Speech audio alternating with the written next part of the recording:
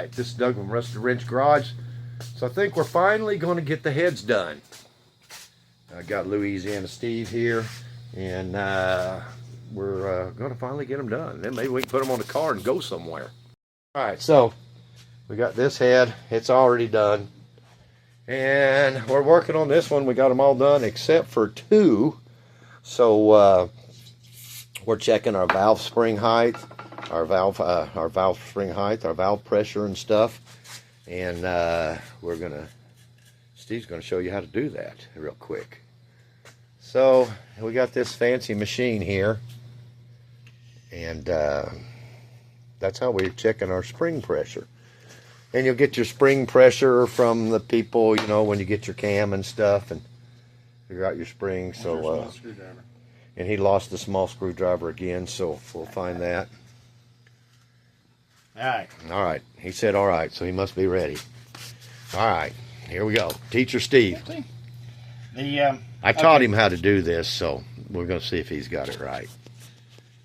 Comp Cams wants our spring pressure, the seat pressure, at 305. 305. And Pack Springs, who sold us the spring, said that in order to achieve 305, the spring height needs to be 1.930, give or take. So when you take your, that's what this is for. If you look at the gauge in there, we'll crank her up to 305, plus or minus.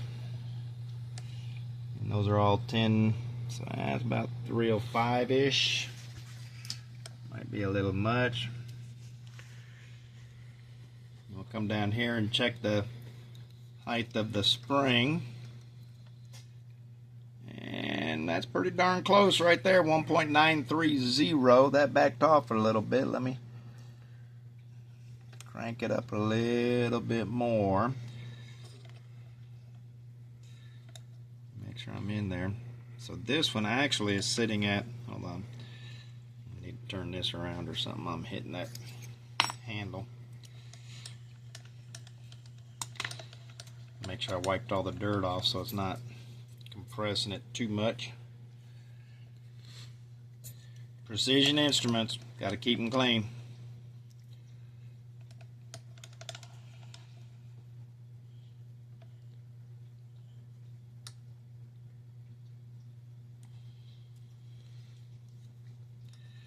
So we're looking at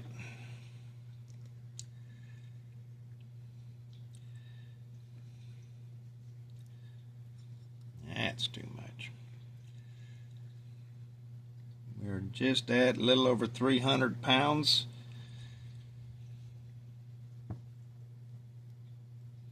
So that's looking pretty good. All right, so we're going to install them at 1.930 plus or minus, get them as close as we can. We don't have 1,000 shims and stuff like that. So we're going to put a seat on there.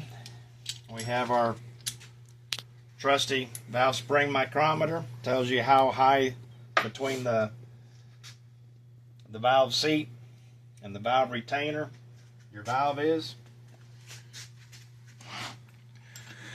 Okay, so we're doing an exhaust valve. Let me hold it. Yeah. I'm going to try to hold this to help him and keep from shaking the phone. Put a seat on that. Yep. And you're going to do all your testing exactly like your valves will be assembled in the car. So if you're going to have a seat underneath of it, your locator is what they normally call them. And you want that because otherwise, okay, so you have a locator. Your valve is actually going to sit down on top of this. It doesn't allow it to move. Otherwise, if it's just in there, that'll be bouncing around. Plus with these springs, this being aluminum, it'll eat all the way through that. You probably won't make a few passes before that thing's destroyed. Yeah, we plan on making at least 3. So I'll make more than 3.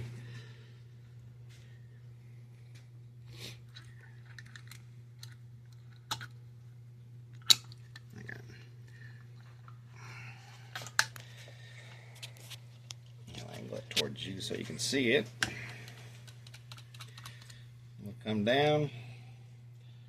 We'll tap it to make sure everything's seated. Always make sure you tap it. Yeah. See, this is snug right now. Then once you do a light tap, You don't have to drive it home. Just give it a it little, moves. little It bump. moves the rest of the way. Okay, so right now we're over 1.930. So we're gonna go back.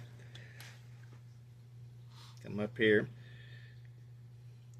There's 9. 1, 2, 3. So there's 1.93. So we need 10, 20, 30, basically 35 thousandths, a little over. And that's going to be tricky. I got 30 thousandths, and then I've got 15 thousandths or 60 thousandths. So we're going to put a 30 thousandths shim in there. Check it again. It'll be close because these aren't exactly 30 thousandths. They're more like a 32 thousandths. Look for a fatter one.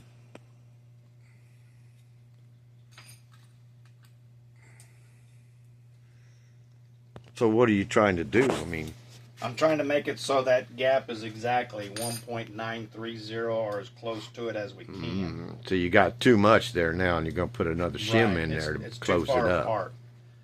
So what we're going to do, Okay.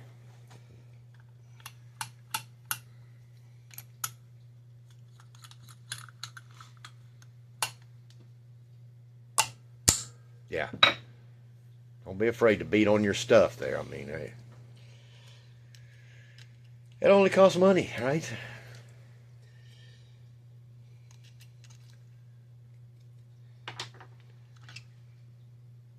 and you always want to put the shim below Under the your locator. locator.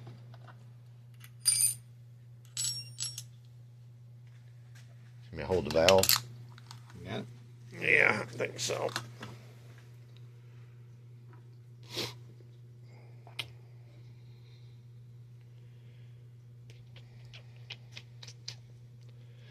So once we get the heads done, then we can finish putting the motor together, and then it's time to go to the dyno. Yeah. And we're thinking we put it on the dyno. We're thinking it ought to make at least, I don't know, 185, 195 horse. I think we'll be close. Yeah. All right, let's check this now. Okay, so we're at 194. 1937 is what that is. Almost 94. If we had a 10,000 shim, that would put us exactly at 1930. I don't have a 10 thousandths, I have a 15 thousandths. So let's think about how I can try to do this to get closer to it. I just put a 30 in there.